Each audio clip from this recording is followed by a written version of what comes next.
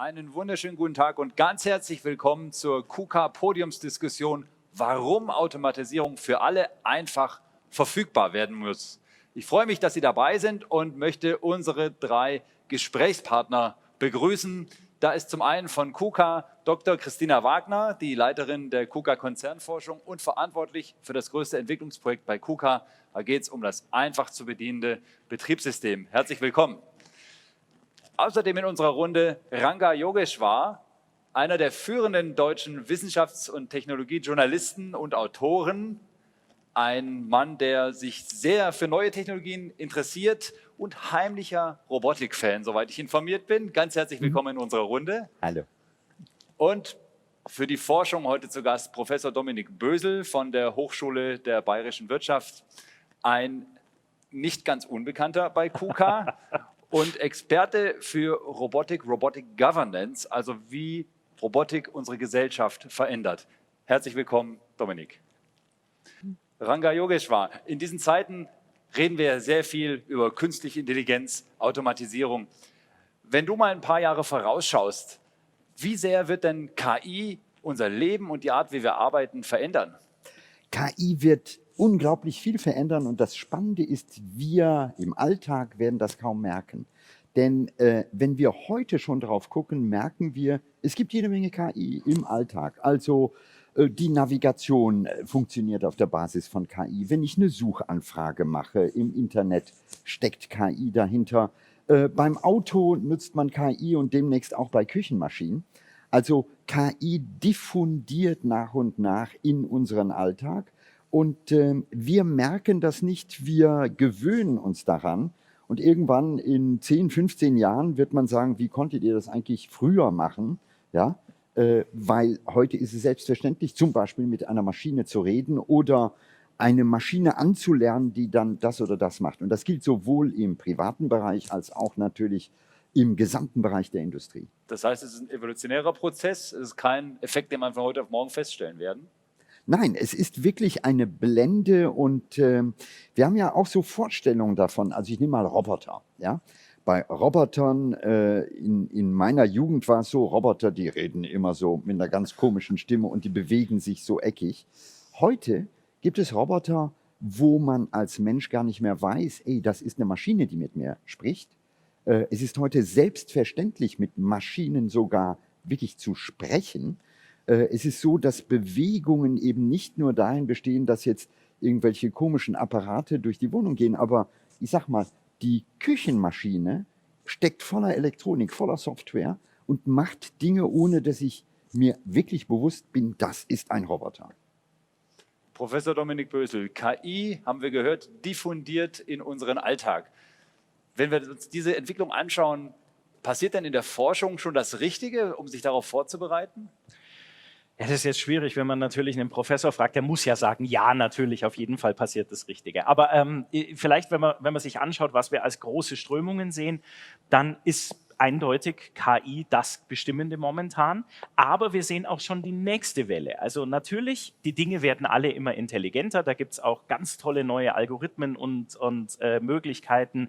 Sprache, wie Ranga schon gesagt hat, wird immer besser erkannt. Also ich muss gar nicht mehr in festen Sätzen sprechen, sondern auch Wortfetzen werden erkannt. Die nächste Stufe wird aber sein, die nächste große Welle, dass wir die Welt nicht nur digitalisieren, sondern automatisieren. Und das ist natürlich gerade hier besonders spannend, weil bisher haben wir sie durch ein virtuelles Fenster angeguckt. Und jetzt mit Robotern können wir endlich aus dem Fenster auch rausgreifen. Und da gibt es zwei wichtige Dinge, die wir dafür brauchen. Zum einen, was hat damals Mainstream Computing erfolgreich gemacht? Ein Mainstream-Betriebssystem, also vom Mainframe zum Desktop, zum Laptop, zum Smartphone, das wir heute in der Hosentasche haben. Das wird auch in der Robotik passieren. Und User Interfaces, und vielen Dank für den Punkt, ich könnte es nicht mehr unterstreichen, wir werden gar nicht mehr merken, dass wir mit Maschinen interagieren. Also so diese Vorstellung mit, ich programmiere und skripte hier irgendwas zusammen und das kann doch eh niemand bedienen, vollständig egal. Genau in Richtung User Interface geht heute auch die Forschung, damit ja selbst meine Mutter so einen Roboter bedienen könnte. Christina Wagner, wir haben es jetzt gehört, Diffundierung in unseren Alltag hinein. Ja, es wird immer einfacher und immer mehr und überall verfügbar sein, mit Maschinen zu arbeiten, mit Robotern zu arbeiten. Was macht ihr bei KUKA mit dieser Entwicklung? Wie bereitet ihr euch darauf vor? Da machen wir natürlich sehr viel. Also um einmal auf dieses Beispiel, was der Dominik angesprochen hat, mal einzugehen. AI, künstliche Intelligenz, braucht Daten, braucht Mustererkennung. Und es hatte natürlich eine Vorgeschichte, wie man innerhalb der Digitalisierung überhaupt dazu kam, dass AI nutzbar gemacht werden konnte. Und ein Schlüssel dafür war eben das Thema intuitive Nutzung von digitalen Geräten, also PCs, Smartphones. Die sind besonders leicht zu nutzen. Deswegen haben wir eine starke Reichweite bei dem Endnutzer. Das ist ein Aspekt. Der andere Aspekt ist natürlich auch, durch Ökosysteme und offene Schnittstellen ist die Funktionalität, also quasi die Entwicklung an unterschiedlichen Apps, die ist natürlich ganz, ganz stark gestiegen, weil wir eben Standards hatten. Und genau das gucken wir uns auch bei KUKA an. Hier stellen wir unser neues Betriebssystem vor, geben einen Ausblick auf die iQKA-Plattform. Das ist ein Betriebssystem und Ökosystem. Und genau dieses Muster, das nutzen wir auch. Also wir sind fest davon überzeugt, intuitive Nutzung, einfache Nutzung und Interaktion mit dem Roboter ist ein Schlüssel für die Zukunft, um eben zu skalieren. Und das andere ist natürlich, wir haben ein Netzwerk an tollen Partnern. Eben auch beispielsweise Sensorhersteller, Kamerahersteller. Und wenn wir zu AI gehen, natürlich braucht AI auch zusätzliche Sensorik, beispielsweise über Kamerasysteme, wie von unserem Ökosystempartner Roboception. Da wird der Roboter sehend. Ja, es ist ein ganz wichtiger Aspekt in dem Ganzen. Und der eine Aspekt, den auch der Dominik genannt hat, nämlich der Roboter kommt oder über Robotik kommt AI in die physikalische Welt. Das muss man sich nochmal vergegenwärtigen, dass das ein neuer Schritt ist für uns. Das ermöglicht uns unheimlich viel. Ein Beispiel, was der Ranga erwähnte, ist ja diese flexiblen Umgebungen. Also der Roboter, klassisch kennen wir das in dem Industriebereich ja so, dass wir immer die gleiche Infrastruktur haben, sehr repetitive Tasks. Über AI wird es dann möglich sein, da viel mehr Flexibilität reinzubringen. Und das heißt ganz konkret, es wird bald den noch einfacher bedienbaren KUKA-Roboter geben? Ja, absolut. Den wird es geben. Und zwar zum Jahresende werden wir das erste System auf den Markt bringen, was eben ganz speziell darauf ausgerichtet ist, für Einsteiger in die Robotik das Inbetriebnehmen und Programmieren sehr einfach zu machen. Und das ist ein erster Schritt. Das wird sich über die Zeit entwickeln. Ranga, Christina spricht davon, dass über die AI Robotik in unseren Alltag kommt. Ist das, was du gemeint hast mit dem, wir diffundieren hinein in die Gesellschaft? Ja, man muss etwas verstehen, und das ist, die künstliche Intelligenz ermöglicht eine sehr viel einfachere Schnittstelle zum Menschen. Das heißt, vorher war es so, wenn man es mal ganz platt ausdrückt, der Apparat war relativ blöd und der Mensch musste mit all seiner Intelligenz im Grunde genommen diesem Apparat was beibringen. Jetzt ist es so, dass immer mehr Intelligenz in den Roboter oder überhaupt in dieses Ökosystem hineinkommt. Und das bedeutet, dass es für uns Menschen sehr viel einfacher ist, die zu bedienen, zu interagieren und natürlich durch Standards nach und nach eine, ich sag mal, Sprache zu erlernen. So ähnlich wie wir in der Vergangenheit Sprachen erlernt haben. Ich meine, das einfachste Beispiel ist, heute weiß jeder, es gibt so bestimmte Zeichen für Play, für Pausentaste, die hat jeder im Kopf. Ich behaupte einfach mal, in ein paar Jahren werden wir in ähnlicher Weise eine Sprache haben, mit der wir mit Robotern kommunizieren, und durch künstliche Intelligenz können wir das machen in einer Form, die für uns Menschen viel angenehmer ist. Also wir müssen uns nicht an seiner Sprache orientieren, er orientiert sich an unserer Sprache. Und wie viel liegt jetzt noch dazwischen, zwischen dieser fernen Zukunftsmusik und einer wirklich greifbaren Entwicklung, die wir vielleicht schon in den nächsten 3, 4, 5 Jahren erkennen werden? Na, das geht so Schritt für Schritt. Also Christina hat das ja auch angedeutet, es gibt zum Beispiel Vision. Also die Tatsache, dass heute Kameras intelligent im Grunde genommen Umgebungen interpretieren können, dass es eine Fülle von Bibliotheken gibt, bei denen man das direkt abrufen kann. Das führt dazu, dass heute ein Roboter bestimmte Dinge einfach erkennt. Das muss ich ihm gar nicht mehr klar machen. In den nächsten Jahren wird neben Vision Sprache dazu kommen. Wir werden bei Sensoren eine Fülle von Sensoren haben. Das heißt, der Roboter ist nicht mehr, früher hat man von Achsen gesprochen. In Zukunft wird der übersät sein mit Sensoren, die merken, das ist nicht nur Drucksensoren, der Roboter nimmt sein Umfeld wahr, was Sicherheitsaspekte betrifft, merkt er, oh, da stoße ich mit einem Menschen zusammen, ergo, ich bremse ab. Und das führt eben dazu, dass auch diese Wechselwirkung Mensch-Maschine immer enger wird. Also das wird so ein Schritt-für-Schritt-Prozess und irgendwann stehen wir da und sagen, das ist eigentlich alles selbstverständlich. Aber für diese Wechselwirkungen, Dominik, da gibt es ja noch den einen oder anderen in der Menschheit, der da noch sehr vorsichtig mit ist oder auch zurückhaltend. Das ist ja auch das Feld der Robotic Governance. Kannst du uns mal einen Einblick geben, wo stehen wir da und was müsste sich denn ändern, vor allem, um diese Akzeptanz auch wirklich durchzusetzen, zu erhöhen? Ja, Technologieakzeptanz ist immer ein Problem. Also das war übrigens auch bei der ersten Eisenbahn damals so. Da hat man gedacht, Menschen sterben, wenn sie mit 30 Stundenkilometer in der Dampflok fahren. Bei Computern ja auch nicht anders. Und heute bei Robotern ist es ähnlich.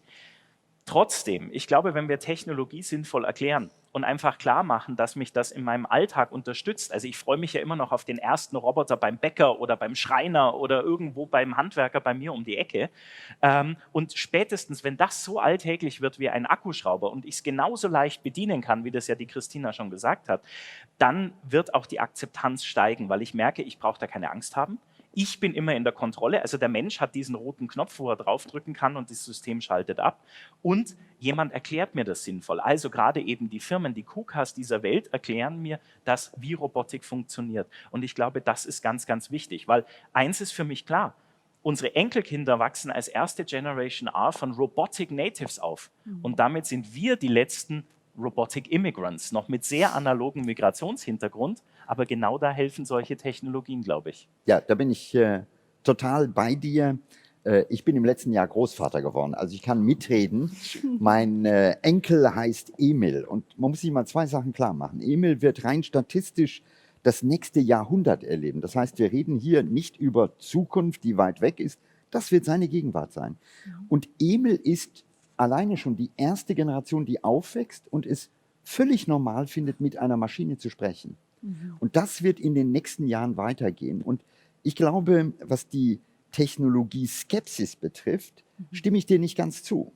Denn wir haben wunderbare Beispiele, wo genau das Gegenteil passiert ist. Nehmen wir mal das Smartphone.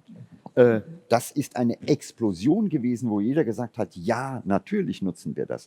Und die Frage ist, warum?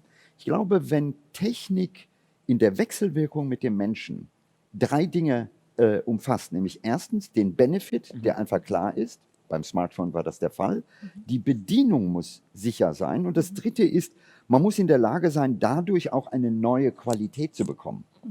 Wenn die drei Sachen erfüllt sind, dann absorbieren wir Technik viel schneller, also dann fallen die Hemmnisse und ich glaube, bei Robotern oder in anderen technologischen Bereichen ist es auch so, wenn das Interface einfacher wird, dann ist die Akzeptanz automatisch da. Also dann muss ich mich nicht einarbeiten in eine neue Welt, sondern hey, ich kann diese Welt nutzen in meinem Alltag.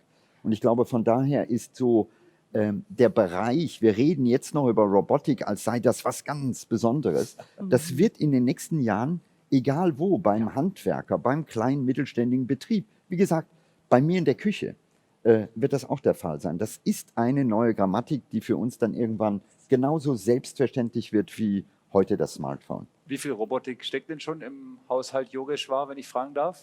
Ach, da gibt es einiges. Ich bin natürlich auch ein Spielkind. Ich probiere natürlich auch gerne. Aber ich sag mal, wir haben zum Beispiel einen Rasenmäher. Ja?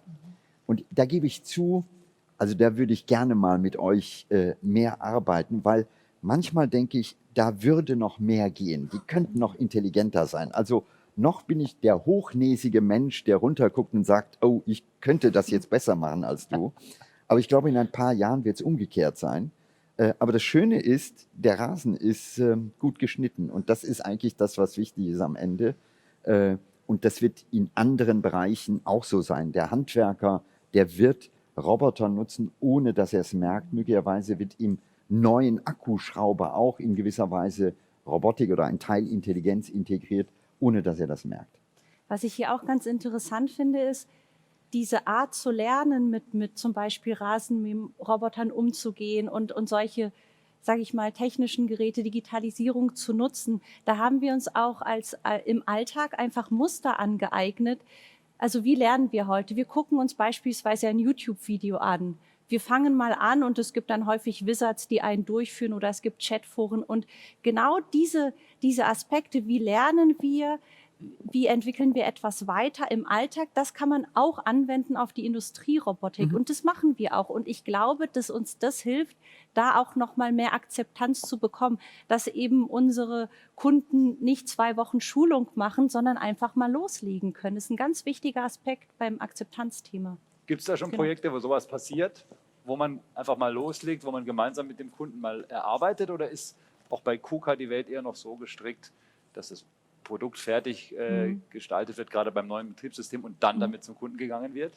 Nein, da haben wir natürlich auch ganz moderne, sage ich mal, Zusammenarbeitsmodi gefunden, wo wir eben, bevor das Produkt fertig entwickelt ist, Usability-Tests machen. Das kann man dann relativ einfach, sage ich mal, direkt digital machen. Und der nächste Schritt ist dann eben, Prototypen an unsere Kunden zu beliefern. Haben wir jetzt auch bei unserem neuen Betriebssystem gemacht. Ende letzten Jahres haben wir 3 Prototypen ausgeliefert. Und ich würde gern noch einen Aspekt würde ich gerne noch mit aufgreifen, nämlich dieses Thema Zusammenspiel digitale Welt, physikalische Welt, weil du das auch so erwähnt hattest, Ranga, mit den Kamerasystemen, mit der Sensorik. Es gibt dann Aspekte, die quasi in der digitalen Welt, manchmal auch in der Simulation durch Umweltmodellierung, über AI sozusagen optimiert werden. Jetzt ist aber die Frage, wie nutzt man es jetzt auch in der Interaktion digital-physikalische Welt? Denn da gibt es in der Realität ja dann manchmal doch Abweichungen. Und sogar dort kann AI helfen. Wenn wir jetzt beispielsweise sagen, es gibt gewisse Ungenauigkeiten aufgrund von, jetzt sage ich mal, was Temperaturschwankungen, Schwankungen in der Umgebung, dann können wir auch über beispielsweise probabilistische Methoden eben diese Ungenauigkeiten genauer bestimmen. Und da hilft AI eben, diesen Connect zu machen zwischen digitaler Welt und physikalischer Welt. Und das ist auch ein ganz interessanter Aspekt für uns in der Robotik.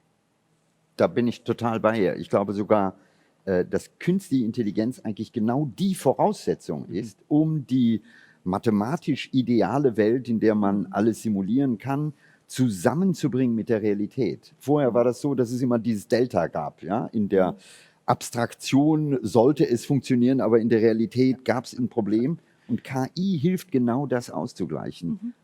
Aber das wird in Zukunft passieren. Und du hast einen wichtigen Aspekt genannt, nämlich es geht darum, das auch gemeinsam zu entwickeln. Also die Frage ist nicht mehr, wird es irgendwann das fertige Produkt geben, sondern das ist ein Prozess.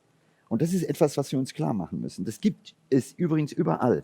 Nimm mal ein Beispiel. Vor 30 Jahren wurdest du zum Essen eingeladen. Ja?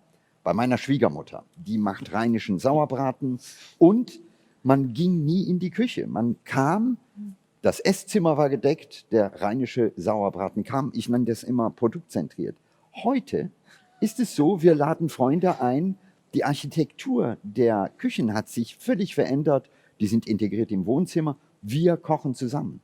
Und ich glaube, genau das ist wichtig. Also die Tatsache, Prototypen mit Kunden zu verbinden. Im Grunde genommen eine Entwicklung zusammen zu machen, ist etwas, was in Zukunft einfach Standard sein wird. Wie gesagt, beim Entwickeln von Robotern genauso wie beim Essen zu Hause.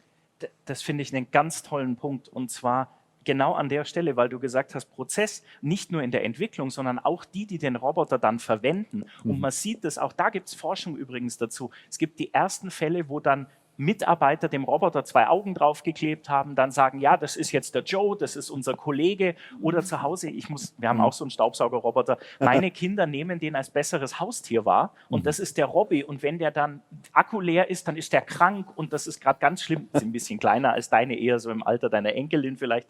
Aber an der Stelle, ja, auch da. Und genau so entsteht Akzeptanz von der Entwicklung über die Umsetzung bis hin zu denen, die damit konfrontiert sind. Und ich glaube, das auch, was du gesagt hast, das wird einfach ganz schnell gehen und irgendwann ist es alltäglich. Jetzt waren es natürlich viele Beispiele aus der Consumer Robotics. Die meisten Industrieroboter, Christina, arbeiten immer noch hinter Schutzzäunen. Das neue Betriebssystem soll das ja auch aufbrechen, dass es einfacher wird, zusammen mit dem Roboter zu arbeiten, also mit sensitiven Robotern? Wie genau soll das aussehen?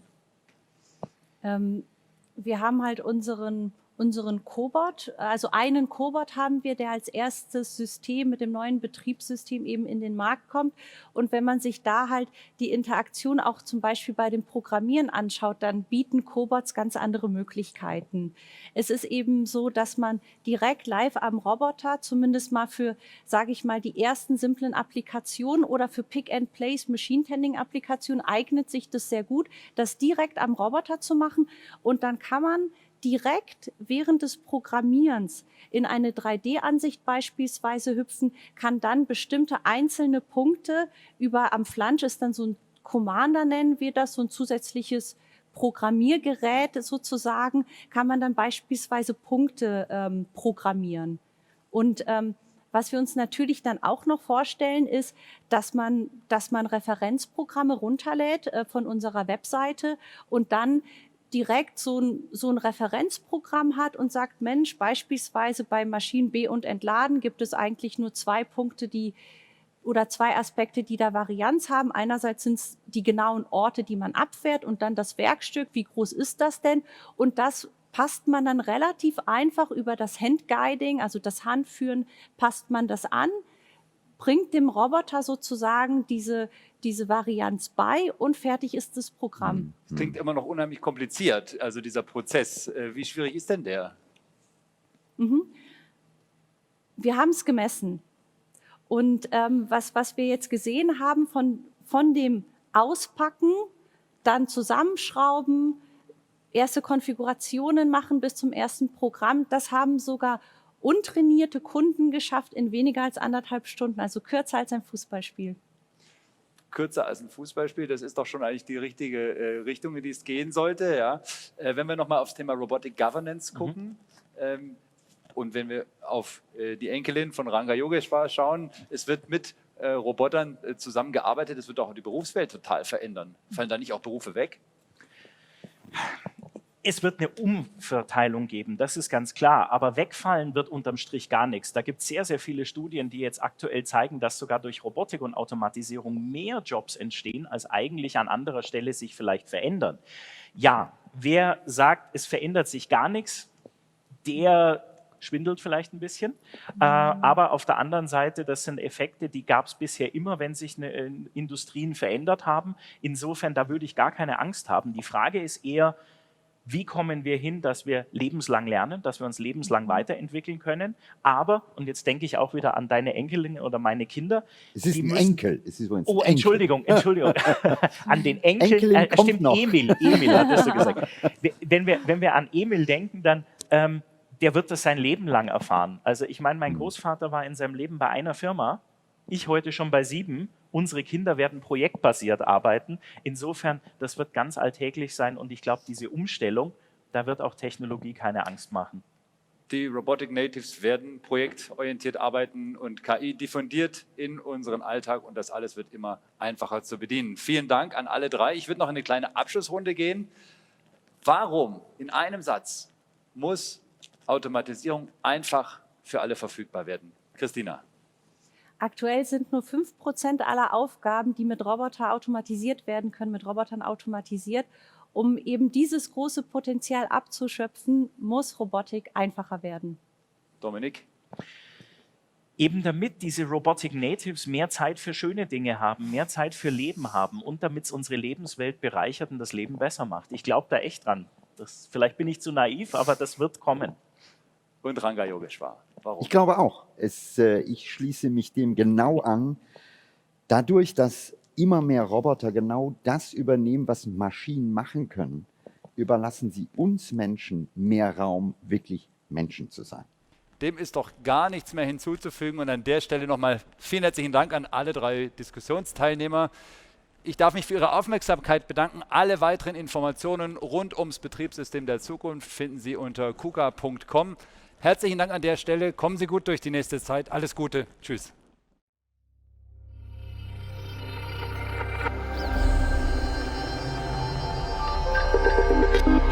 Industrial Intelligence.